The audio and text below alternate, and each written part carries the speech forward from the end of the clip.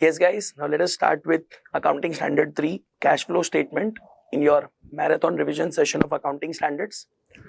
तो cash flow statement काफी simple topic है एंड एग्जाम में you can expect a practical question from this particular chapter. So basically ये chapter का objective क्या है?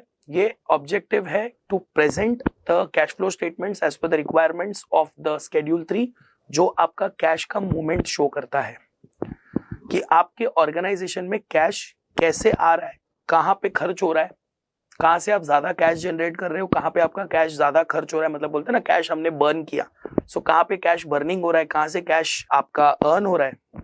ये सारे पॉइंट्स आपका कैश फ्लो स्टेटमेंट जो है वो शो करता है. करेक्ट. अब मैं डायरेक्टली मुद्दे पर आता हूं कि कैश फ्लो स्टेटमेंट के अंदर कुछ इंपॉर्टेंट एरियाज है जिसका आपको ध्यान देना पड़ता है. करेक्ट. जैसे यहाँ पे मैंने ऑलरेडी लिखा है, prescribes the presentation requirements of CFS along with the schedule 3 requirements and a cash flow statement tracks the movement of cash in an enterprise. तो बेसिकली आप सबको इतना तो पता होगा कि आपका जो कैश फ्लो स्टेटमेंट है उसमें 3 पार्ट्स में डिवाइड किया जाता है. Cash flows from operating activity, cash flows from investing activity and cash flow from financing activity. मैं सीधा मुद्दे की बात कर रहा हूँ, हमको रिवीजन करना है क्विकली, तो हम लोग जो इंपॉर्टेंट पॉइंट्स है उसी के ऊपर फोकस करेंगे. डिटेल में तो आप ऑलरेडी पढ़ चुके हो. तो लॉजिक ऐसा है कि आपका जो ऑपरेटिंग एक्टिविटी होता है सर, उसको प्रेजेंट करने के आपके पास 2 तरीके होते हैं. एक होता है आपके पास डायरेक्ट मेथड और एक होता है indirect method. Indirect method is prescribe by schedule 3. Direct method prescribe नहीं है. तो डायरेक्ट मेथड अगर पूछा है स्पेसिफिकली तो ही हम करेंगे, नहीं पूछा है तो आप नहीं करोगे. You will always prepare it as per what indirect method only. But on the other hand जब मैं इन्वेस्टिंग और फाइनेंसिंग एक्टिविटीज की बात करता हूं तो इसका कोई स्पेसिफिक मेथड नहीं है. करेक्ट. आपको नॉर्मली उसको बनाना है. तो सर ये जो 3 अपने अलग अलग कैश फ्लोज है, इसमें अपने को कैसे क्या मालूम पड़ता है, what idea we get? Sir सबसे पहला जो ऑपरेटिंग एक्टिविटी है, it will show that what cash you have generated during the year from your operational activity. मतलब धंधा करके, बिजनेस करके आपने कितना कैश जनरेट किया है, आपके ऑपरेटिंग, आपके ट्रेडिंग एक्टिविटीज से कितना पैसा आया है. इन्वेस्टिंग एक्टिविटी बताएगा कि आपने कहाँ पैसा इन्वेस्ट किया, land, building, plant, machinery, assets में पैसा इन्वेस्ट किया है, कुछ एसेट्स बेचकर आपको पैसा इनफ्लो आया है, रिटर्न्स ऑन इन्वेस्टमेंट आए होंगे, आपने रेंट कमाया, आपने डिविडेंड कमाया, आपने इंटरेस्ट कमाया. करेक्ट. ये सब आपका इन्वेस्टिंग एक्टिविटी है. और फाइनेंसिंग एक्टिविटी, आप अपने फाइनेंसेस का बंदोबस्त कैसे कर रहे हो, आप पैसों का जुगाड़ कहां से कर रहे हो. आपने शेयर इशू किया, आपने डिवेंचर इशू किया, आपने लोन लिया है. करेक्ट. आपने डिविडेंड्स पे किया, आपने उस पर इंटरेस्ट पे किया है. तो इन शॉर्ट आप अपने फंडिंग रिक्वायरमेंट्स को कैसे पूरा करते हो वो फाइनेंसिंग एक्टिविटी में दिखता है. आपने कैपिटल रेज किया या कैपिटल रीपे किया. करेक्ट. रेज्ड कैपिटल के ऊपर आपको डिविडेंड्स पे करना पड़ रहा है, इंटरेस्ट पे करना पड़ रहा है, ये सारा कुछ आप फाइनेंसिंग एक्टिविटी में दिखाते हो. किसी भी ऑर्गेनाइजेशन के लिए सबसे सही बात है अगर वो ऑपरेटिंग एक्टिविटी से ज्यादा कैश फ्लो बना रहा है, और खराब बात होगी अगर वो इन्वेस्टिंग से ज्यादा पैसा बना रहा है, वो भी एसेट को बेचकर. हाँ, इन्वेस्टिंग से अगर पैसा आ रहा है बट इंटरेस्ट, डिविडेंड, रॉयल्टी से ज्यादा पैसा आ रहा है तो बात और है. बट फिर एक क्वेश्चन मार्क आता है कि भाई आप बिजनेस करने बैठे हो या फिर आप एक इन्वेस्टर हो. क्योंकि अगर आप बिजनेस करने बैठे हो और आपकी इन्वेस्टमेंट से आपको पैसा ज्यादा आ रहा है तो क्या बिजनेस क्या कर रहे हो आप? बिजनेस बंद कर दो, इन्वेस्टमेंट पे जियो. तो मॉरल ऑफ द स्टोरी क्या है कि भैया आपको ऑपरेटिंग एक्टिविटी से ज्यादा कैश जनरेट करना है. ये किसी भी एंटरप्राइज के लिए बहुत अच्छी बात है. चलिए, now let us proceed further. Let us talk about interest and dividend. Sir interest and dividend अगर आप पे कर रहे हो, आपने इंटरेस्ट पे किया, करेक्ट, आपने डिविडेंड पे किया, करेक्ट, तो वो आप फाइनेंसिंग एक्टिविटी में डालते हो. और जब आप इंटरेस्ट रिसीव करते हो, करेक्ट, तो वो आता है आपके इन्वेस्टिंग एक्टिविटी में. But in case of investment company, bank, NBFC etcetera, interest और डिविडेंड रिसीव्ड इज ऑपरेटिंग. वो इन्वेस्टिंग में नहीं जाता, ऑपरेटिंग में जाता है, क्योंकि वो उनका बिजनेस हो जाता है.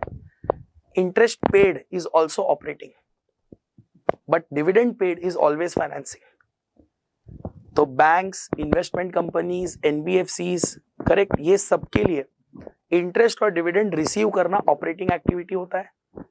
इंटरेस्ट पे करना भी ऑपरेटिंग एक्टिविटी है, बट डिविडेंड पे करना is always financing. Dividend pay करना कभी भी ऑपरेटिंग नहीं होता, डिविडेंड पे करना इज ऑलवेज फाइनेंसिंग. राइट। तो इसमें आपको ध्यान रखना है, इसके लिए ये पॉइंट देखिए मैंने अलग से यहाँ पे नोट करके रखा हुआ है, this will help you a lot. Then operating activity in indirect method starting is NPBT, but in few cases NPAT is given or retained earnings are given. So even if we start from NPAT or retained earning, we have to reach to NPBT first. तो पहले ना आपको NPBT पे पहुंचना पड़ता है, ये बहुत इंपॉर्टेंट पॉइंट है, क्योंकि ना बहुत लोग है ना यहाँ पे गड़बड़ करते हैं। अभी जैसे फॉर एग्जांपल ये आपका P&L का फॉर्मेट है, देखिए यहाँ पे NPBT दिया है, उसमें आप प्रोविजन फॉर टैक्स माइनस करते हो, then you reach to NPAT, फिर preference dividend, equity dividend minus करते हो, रिजर्व्स में ट्रांसफर करते हो, या रिजर्व्स से ट्रांसफर करके पैसा आता है P&L में, और ये आपका रिटेन्ड अर्निंग होता है जो बैलेंस शीट में दिया हुआ है। तो आपके पास है ना एग्जाम क्वेश्चन में या तो NPBT दिया रहेगा, या तो NPAT दिया रहेगा, या तो रिटेन्ड अर्निंग आप सीधा बैलेंस शीट से पिकअप करोगे। आप कहीं से भी स्टार्ट करो, पहुंचना NPBT पे, फिर सम आगे सॉल्व होगा। तो अगर आप ऑलरेडी NPBT पे ही हो तो आपको कुछ करने की जरूरत नहीं है, बट आप उल्टा सोचो, अगर आप NPAT पे हो तो आपको NPBT के पास जाना पड़ेगा। तो इसका मतलब provision for tax add back करोगे तो NPBT पे पहुंचोगे। और अगर आप रिटेन्ड अर्निंग से शुरू कर रहे हो आपका क्वेश्चन, तो आपको पूरा उल्टा जाना पड़ेगा अप टू NPBT। मतलब ये जितने भी आइटम्स आपने माइनस प्लस किया ना, उसका उल्टा इफेक्ट देना पड़ेगा। मतलब ट्रांसफर फ्रॉम रिजर्व ऐड हुआ था तो ट्रांसफर फ्रॉम रिजर्व सब्ट्रैक्ट होगा, transfer to reserves, equity dividend, preference dividend, provision for tax सब ऐड बैक करना पड़ेगा, तब जाकर आप NPBT पे पहुंचोगे। तो ये आपको बहुत ज्यादा इंपॉर्टेंट पॉइंट है जो समझना है, करेक्ट। देन एक बार आपने NPBT से स्टार्ट किया तो इनडायरेक्ट मेथड में NPBT से आपको ऑपरेटिंग कैश फ्लोज निकालना है, करेक्ट। तो इसमें कैसे होता है कि you will have to adjust all the non-operating items, non-cash, non-operating item and changes in working capital। ये तीन चीजों को आपको एडजस्ट करना है, मतलब आपको सबका रिवर्स इफेक्ट देना पड़ेगा। तो कैसे होता है, अगर कोई नॉन कैश आइटम आपके P&L में रिकॉर्डेड है तो आपको उसका इफेक्ट नलीफाई करना है। जैसे फॉर एग्जांपल डेप्रीसिएशन आपका प्रॉफिट कम करता है, करेक्ट। तो आपने आपका नेट प्रॉफिट ढूंढने के लिए डेप्रीसिएशन माइनस किया है। मेरे को अब नेट प्रॉफिट नहीं ढूंढना है, मेरे को कैश फ्लो ढूंढना है, तो मेरे को नॉन कैश का रिवर्सल इफेक्ट देना पड़ेगा। सो हम लोग क्या करते हैं, डेप्रीसिएशन को ऐड बैक करवाते हैं। नॉन ऑपरेटिंग आइटम है, जैसे फॉर एग्जांपल इंटरेस्ट रिसीव हुआ, तो इंटरेस्ट तो आपका नॉन ऑपरेटिंग आइटम है, करेक्ट। वो जाना चाहिए किसमें, वो जाना चाहिए आपके इन्वेस्टिंग एक्टिविटी में, करेक्ट। तो आप लोग यहाँ पे क्या करोगे, ऑलरेडी आपने प्रॉफिट में उसको ऐड किया है, तो अभी क्या करेंगे, आपको प्रॉफिट का फिगर नहीं चाहिए, आपको कैश फ्लो का फिगर चाहिए। तो उसका रिवर्सल इफेक्ट है, तो आपको प्रॉफिट में से माइनस करना पड़ेगा because it is non operating. और उसको दिखाएंगे कहाँ पे, उसको हम दिखाएंगे आपके इन्वेस्टिंग एक्टिविटी में। तो इसको मैं वापस डिस्कस करूंगा जब हम फॉर्मेट पे जाएंगे। डायरेक्ट मेथड के अंदर कोई टेंशन नहीं है, डायरेक्ट मेथड में आपको सारे कैश फ्लोज डायरेक्टली कंसीडर करना है। मतलब जो भी ऑपरेटिंग कैश इनफ्लोस है वो प्लस होगा, जो भी ऑपरेटिंग कैश आउटफ्लोस है वो माइनस होगा। तो रियल लाइफ में इसको कभी हम फॉलो नहीं करते, क्यों मालूम है, बहुत लेंथी हो जाता है। एग्जाम पॉइंट ऑफ व्यू इसमें 5-6 आइटम आते हैं, जैसे cash sales, collection from debtors, cash purchases, payment to creditors, correct, expenses paid, income tax paid, 6 item आते हैं बस। बट रियल लाइफ में कितने सारे एक्सपेंसेस पेड होंगे, सारे के सारे दिखाने पड़ेंगे। तो जितने भी डायरेक्ट आइटम्स है सब दिखाना पड़ेगा, सारे direct cash flows, operating activities के कैश फ्लोज और सारे ऑपरेटिंग आइटम्स के कैश आउटफ्लो सब दिखाना पड़ेगा। It will become very lengthy. इसके लिए इसको हम रियल लाइफ में फॉलो नहीं करते, हम फॉलो करते हैं इनडायरेक्ट मेथड को, करेक्ट। देन इनकम टैक्स का एक इंपॉर्टेंट पॉइंट है, टैक्सेस पेड हम लोग जनरली ऑपरेटिंग से माइनस करते हैं, करेक्ट। बट अगर आपका टैक्स किसी एक स्पेसिफिक कैश फ्लो से रिलेटेड है, जो कैश फ्लो दूसरे एक्टिविटी का है, तो उसका टैक्स भी उसी एक्टिविटी में दिखेगा। जैसे फॉर एग्जांपल आपने इन्वेस्टमेंट बेचा, ना इन्वेस्टमेंट बेचा तो उसका जो टैक्स है वो कैपिटल गेन टैक्स लगेगा, करेक्ट। तो इन्वेस्टमेंट के ऊपर जो टैक्स है ना, वो भी आपको इन्वेस्टिंग एक्टिविटी में ही शो करना पड़ेगा। बात समझ रहे हो। जेन सिक्योरिटीज प्रीमियम के ऊपर भी आपको कभी कभी टैक्स भरने को आता है, करेक्ट। तो सिक्योरिटीज प्रीमियम का टैक्स आपको फाइनेंसिंग एक्टिविटी में दिखाना पड़ेगा। पहले डिविडेंड डिस्ट्रीब्यूशन टैक्स होता था, अभी तो एबॉलिश हो गया, तो वो डिविडेंड के पेमेंट के ऊपर हमको पे करना पड़ता था, तो उसको हमें फाइनेंसिंग एक्टिविटी में शो करना पड़ता था. So the taxes paid are deducted from operating activities. But if taxes relate to any item in investing or financing activity, then the taxes paid will be presented in those activities. Example भी दिया है, देखिए मैंने. Capital gain on sale of investment or fixed assets are presented under investing activity, and taxes are payable on securities premium when equity shares are issued. Such taxes shown under finance activity. So ये generally securities premium पे tax कब देना पड़ता है मालूम है? अगर आपने मर्चेंट बैंकर से आपके इक्विटी शेयर्स का वैल्यूएशन करा के नहीं लिया तो ये प्राइवेट लिमिटेड्स में होता है, लिस्टेड में नहीं होता है. प्राइवेट लिमिटेड वाले क्या करते हैं, मर्चेंट बैंकर का पैसा बचाने के लिए अपने हिसाब से कोई एक वैल्यू पे अपना शेयर बेच देते हैं और उस पर प्रीमियम कमाते हैं. दैट इज डीम्ड पीजीबीपी, उसके पे टैक्स लगता है. बट वही अगर आपने मर्चेंट बैंकर के पास से वैल्यू करके लिया अपना इक्विटी शेयर, तो ये आपको टैक्स नहीं लगेगा. चलिए, now let us quickly go through the format. तो फॉर्मेट से अपने को काफी सारे पिक्चर और आइडिया क्लियर हो जाते हैं. तो सबसे पहले हम बात कर रहे हैं इनडायरेक्ट मेथड में. तो we will always start with cash flow from operating activity, और हमारा स्टार्टिंग पॉइंट होना चाहिए एनपीबीटी. अगर एनपीएटी या दूसरा कुछ है तो ऊपर जो मैंने एडिशनल एडजस्टमेंट दिखाए थे वो भी आपको करना पड़ेगा. तो you have to first adjust non cash and non operating item. आप देख सकते हैं इतने सारे आइटम्स नॉन कैश है. That is depreciation on asset and amortization of intangible asset, add back. Preliminary expenses written off, add back. Discount on issue of debt or premium on redemption, the amortized amount, add back. Provision for doubtful debts or any expense, add back. Impairment of asset, add back. Amortization of government grant, जो आपने P&L को credit किया है, इसके लिए subtract होगा. मतलब जिससे आपका प्रॉफिट बढ़ा है उसका रिवर्सल इफेक्ट अभी माइनस करना पड़ेगा. इंटरेस्ट और डिविडेंड और rent received, non operating item, subtract. Interest paid, non operating item, add back. Profit on sale of assets, non operating item, subtract. And loss on sale of fixed asset, non operating item, you have to add back. इतना सब करने के बाद you will get operating profit before working capital changes and taxes. Now you have to do changes in working capital. Now changes in working capital will have four parts. Increase in current asset and current liability, decrease in current asset and current liability.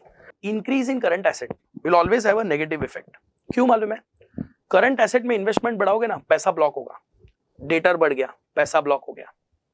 Stock बढ़ गया, receivables बढ़ गया, bills receivable बढ़ गया, तो आपका पैसा block हुआ है. इसके लिए आप सब्ट्रैक्ट करोगे. बट वही अगर करंट एसेट डिक्रीज हुआ, मतलब आपका पैसा रिलीज हो गया. पिछले साल 1 लाख का स्टॉक था, अभी सिर्फ 25,000 का स्टॉक है, इसका मतलब 75,000 का स्टॉक बिक गया, उतना पैसा रिलीज हो गया. डेटर कम हो गया, पैसा रिलीज हुआ, add back. But current liabilities में उल्टा है. करंट लायबिलिटी अगर बढ़ गया मतलब सामने वाले का पैसा आपके जेब में पड़ा है, सो इट्स एन इनफ्लो. देखो इसको पॉजिटिवली रखा है. बट अगर करंट लायबिलिटी डिक्रीज हुआ मतलब आपने सामने वाले को पेमेंट कर दिया. पिछले साल क्रेडिटर 1 लाख था, अभी क्रेडिटर सिर्फ 60,000 है, तो इसका मतलब 40,000 के क्रेडिटर्स का पेमेंट हो गया है, तो आपके जेब से पैसा चला गया, सब्ट्रैक्ट होगा. So after adjusting for all the working capital changes हम लोग को मिलता है operating cash flows before extraordinary items and taxes. अब एक्स्ट्रा ऑर्डिनरी आइटम्स एडजस्ट करो, प्लस माइनस जो भी है, operating cash flows before tax आ जाएगा. उसमें से इनकम टैक्स पेड करो या रिफंड है तो एड बैक करो. नेट कैश जनरेटेड और यूटिलाइज्ड, अगर नेगेटिव है तो यूटिलाइज्ड, पॉजिटिव है तो generated from your operating activity. Now we come to what, investing activity. अब यहाँ पे परचेस ऑफ एसेट्स और इन्वेस्टमेंट, नेगेटिव कैश फ्लो, पैसा जा रहा है. Dividend, interest, rent received, positive cash flow. Sale of asset और investment, positive cash flow. Income tax relating to profits on sale of assets और investment, negative cash flow. Loans advance, आपने सामने वाले को किसी को लोन दिया, नेगेटिव, पैसा गया. रिसिप्ट ऑफ लोन एडवांस, जो लोन दिया था वापस आ गया, इट्स एड बैक. करेक्ट. तो इसमें अगर पॉजिटिव आंसर है तो नेट कैश जनरेटेड, नेगेटिव है तो utilized. Cash flows from financing activities, issue of shares, equity और प्रेफरेंस शेयर्स, पॉजिटिव, पैसा आएगा, कैश फ्लो है. इशू ऑफ बॉन्ड और डिबेंचर, पैसा आएगा, कैश फ्लो है, इनफ्लो है. लोन आपने बोरो किया, कैश इनफ्लो है, पॉजिटिव है, अब सब पैसा जाने का. डिविडेंड और interest paid, negative cash flow. Redemption of bond, debenture और preference share, negative cash flow. Loans repaid, negative cash flow. Buyback of our own equity share, negative cash flow. अब इसका भी आंसर नेट कैश जनरेटेड और utilised. अब इसका best part क्या मालूम है, कैश फ्लो का आंसर क्वेश्चन में ही दिया रहता है। देखिए ओपनिंग बैलेंस आपके पास होता है, क्लोजिंग बैलेंस भी आपके पास होता है। ओपनिंग और क्लोजिंग बैलेंस का जो डिफरेंस है that is the net cash generated during the year. So आपका करंट ईयर में जो cash and cash equivalent generate हुआ है that plus the opening balance should arrive at the closing balance. तो आपके पास ऑलरेडी नेट कैश जनरेटेड और utilise का फिगर अवेलेबल होता है, that is nothing but closing balance minus opening balance. तो करंट ईयर में कितना कैश जनरेट हुआ है उसका आपको आंसर ऑलरेडी अवेलेबल होता है। तो आपको ये आंसर इज ऑलरेडी देयर, तो आपके पास एक क्रॉस वेरिफिकेशन होता है। सो this is the format for indirect method. अब इनडायरेक्ट मेथड में आपका सिर्फ ऑपरेटिंग एक्टिविटी चेंज होता है डायरेक्ट और इनडायरेक्ट में, बट आपका जो इन्वेस्टिंग और फाइनेंसिंग एक्टिविटी है वो सेम है। तो मैंने अलग से यहाँ पर डायरेक्ट मेथड का भी फॉर्मेट दिया हुआ है। तो अगर आप ध्यान देंगे तो डायरेक्ट मेथड में जैसे मैंने बोला सिर्फ वो 5-6 आइटम्स आते हैं। तो cash flows from operating activity under direct method, cash sales आएगा positive, collection from debtor positive, cash purchases negative and payment to creditor negative, expenses paid negative. Final answer आएगा operating cash flow before taxes. अब इसमें income tax paid minus करो, income tax refund add back करो, net cash generated और utilised, बस बात खत्म, बाकी का सब कुछ सेम। तो सर डायरेक्ट मेथड हमको एग्जाम में तभी करना है अगर पूछा है, वरना you have to go for what, indirect method only. Correct. तो ये आपका थियोरेटिकल एंगल है of accounting standard 3 cash flow statement. इसका एक प्रॉपर क्वेश्चन हम लोग सॉल्व कर लेंगे। करेक्ट। तो क्या है, आपको थोड़ा एक प्रैक्टिकल आइडिया भी मिल जाएगा। Yes guys, now let us discuss a question on cash flow statement which is from your module as well. The following data were provided by the accounting records of Ryan Limited at the year ended 31st March 2013. आप देख सकते हैं income statement है followed by a comparative balance sheet and few adjustments. Correct? तो सबसे पहले I will start with the income statement. Sales दिया है, COGS दिया है, gross margin है and operating expense है. We have including depreciation expense of 37,000. Correct? और आप देख सकते हैं यहाँ पर NPBT, provision, NPAT. So always remember my starting point is NPBT. अब NPBT के अंदर इसमें जितने भी नॉन कैश और नॉन ऑपरेटिंग आइटम्स है उनको मुझे एडजस्ट करना पड़ेगा for indirect method. Correct? Because they have told us to prepare the cash flow statement as per AS3 using indirect and direct method. तो हम लोग इनडायरेक्ट से कर रहे हैं, डायरेक्ट से हम लोग नहीं कर रहे हैं अभी यहाँ पर. We are doing from the indirect method only. So, अब देख सकते हैं सबसे पहले I have depreciation of 37,000. So can I say this will be added back to my profit? Correct? तो इसमें add करेंगे operating में. Then interest expense paid. Interest expense is a non-operating item. तो operating में add back करेंगे और finance cost से minus करेंगे. Financial outflow है, financial activities minus कर देंगे. Interest income received. तो इनकम रिसीव हुआ है तो P&L में ऑलरेडी क्रेडिटेड है, तो अब ऑपरेटिंग में माइनस करना पड़ेगा और इन्वेस्टिंग एक्टिविटी में जाके ऐड करना पड़ेगा. Gain on sale of investment. अब गेन ऑन सेल का सिर्फ एक ही ट्रीटमेंट होगा, that it will be subtracted from operating. अब इसको जाके इन्वेस्टिंग में ऐड मत करो, क्योंकि इन्वेस्टिंग में जो सेलिंग प्राइस आप रिकॉर्ड कर रहे हो ना, सेल वैल्यू, उसमें ऑलरेडी गेन एडजस्टेड है, तो आपको अलग से कुछ नहीं करना है उसका. Same with loss on sale of plant. Loss on sale of plant is already debited to P&L. तो अब इसका रिवर्स इफेक्ट देना है, so it will be added back to operating. 3,000 रुपया एड बैक करो, बट ये 3,000 रुपया आपको कुछ करना नहीं है, बिकॉज आपका जो सेलिंग प्राइस है that is after the loss only. तो there is no additional adjustment required for this. Then plant asset 7,15,000 and उसका opening balance is 5,05,000. Accumulated depre 1,03,000 closing balance है और 68,000 उसका ओपनिंग बैलेंस है. So we are having some 6,12,000 and 4,37,000 का assets. Investments में भी आप देख सकते हैं ओपनिंग और क्लोजिंग बैलेंस में काफी डिफरेंसेस है. करेक्ट? तो इसके ऊपर हम लोग बात करेंगे. We have to go and check the adjustments. So पहले आपके जो करंट एसेट्स है उसको देख लेते हैं एक बारी.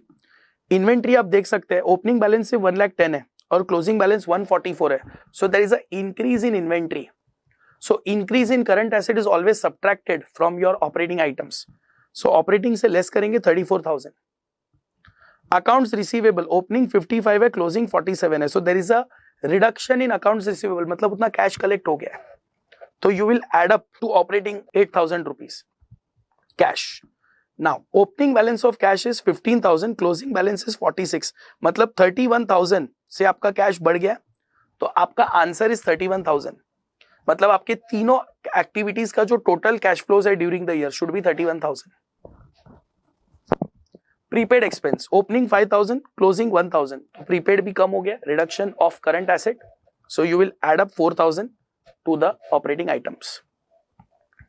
अब लाइबिलिटी की बात करें तो 3,15,000 आपका ओपनिंग है शेयर कैपिटल का और क्लोजिंग बैलेंस है 465, करेक्ट। और यहां पर दिया हुआ है नीचे इशूड 15,000 शेयर्स ऑफ ₹10 ईच, मतलब यहां पर आपको ऐड करना है फाइनेंसिंग एक्टिविटी में 1.5 लाख रुपया, करेक्ट।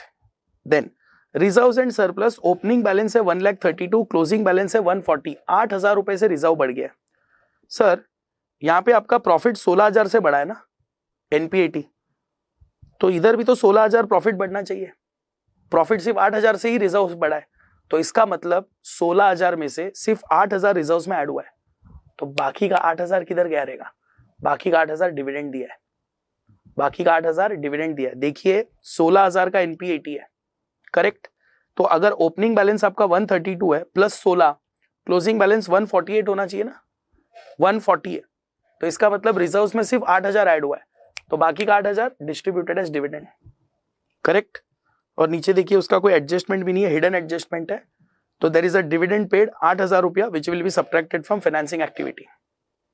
बॉन्ड में भी आप देख सकते हैं कि there is a 50,000 rupees increase in bond, तो इसका क्या है, अपने को एडजस्टमेंट्स दिया हुआ है। देखिए सबसे पहले repaid 50,000 of bonds at face value at maturity, तो बॉन्ड आपका रीपे हुआ है, तो ये आपका माइनस हो जाएगा फाइनेंसिंग एक्टिविटी से। And issued 1 lakh rupee of bond at face value in exchange of plant asset on 31 March, मतलब यहाँ पे कोई कैश जनरेट नहीं हुआ है, आपने बॉन्ड इशू किया और उसके बदले एसेट मिला है, तो इसका कोई एडजस्टमेंट नहीं आएगा, कैश फ्लो में इसका कोई इफेक्ट नहीं आएगा, सिर्फ ये एक ही चीज का इफेक्ट आएगा, subtract 5,000, correct. Then accounts payable 43 का 50 हो गया, तो increase in current liability, operating activity में 7,000 जोड़ दो। एक्रूड लाइबिलिटी, ओपनिंग 9 है, क्लोजिंग 12 है, इसमें भी 3,000 रुपया बढ़ गया, 3,000 added to your operating items. Income taxes payable, okay, तो पेएबल है और ऊपर प्रोविजन है। देखिए ओपनिंग 5,000 है, करेक्ट, करंट ईयर का प्रोविजन फॉर टैक्स 7,000 है, 7 5 12, करेक्ट, 12,000, और क्लोजिंग बैलेंस है 3,000, तो इसका मतलब 9,000 इनकम टैक्स पेड है, 9,000 इनकम टैक्स पेड है। देखिए IT paid is opening balance 5,000 plus current year का provision 7,000 minus 3,000 of closing provision, तो इसका मतलब 9,000 रुपए का आईटी का पेमेंट हुआ है and this will be subtracted from operating activities. अब जरा इन्वेस्टमेंट्स वगैरह का क्या पॉइंट है देखते हैं। सबसे पहले बोला गया परचेस्ड इन्वेस्टमेंट्स फॉर 78,000, अभी इन्वेस्टमेंट देखिए 1,27,000 का ओपनिंग बैलेंस है प्लस 78 का परचेस हुआ है, तो 2,05,000 का क्लोजिंग बैलेंस होना चाहिए, करेक्ट। बट आपका क्लोजिंग बैलेंस फिलहाल दिख कितना रहा है, 1,15,000, तो इसका मतलब 90,000 का इन्वेस्टमेंट्स बेचा है, ये रहा, sold investments costing 90,000, correct. But ऊपर उसने दिया है कि there is a profit on sale of investment 12,000, तो 90,000 का इन्वेस्टमेंट बेचा है, बट बेचा 90 में नहीं है, बेचा 1,02,000 में, क्योंकि उसमें 12,000 का प्रॉफिट भी है, तो 90 प्लस 12 1,02,000 में आपने इन्वेस्टमेंट बेचा है, तो you have to add to investing activity 1,02,000, correct. उसके बाद purchased plant assets for 1,20,000 which will obviously subtracted from the investing activity. Then sold plant assets costing 10,000 with accumulated debris of 2,000 for 5,000, तो बराबर ना 10 minus 2 8,000 का plant है, बेचा आपने 5 में, तो 5,000 रुपया इन्वेस्टिंग में ऐड करो, और 3,000 का लॉस है जो कि देखो इधर दिखाया लॉस ऑन सेल 3,000, वो आपने ऑपरेटिंग में ऑलरेडी ऐड करवा दिया है, करेक्ट। एंड 1 लाख का प्लांट आपने यहां से परचेस किया हुआ है, करेक्ट। सो अगर मैं एक रफ में यहां पर एसेट का अकाउंट बनाता हूं प्लांट का, तो इसका ओपनिंग बैलेंस कितना है? ओपनिंग बैलेंस है 5,05,000, तो ओपनिंग बैलेंस है 5,05,000 और क्लोजिंग कितना है? 7,15,000। ठीक है, अभी सबसे पहले 1,20,000 का परचेस हुआ है, तो बैंक 120 और वो बॉन्ड से भी परचेस हुआ है ना 1,00,000 का। ठीक है, अभी बेचा भी है ना,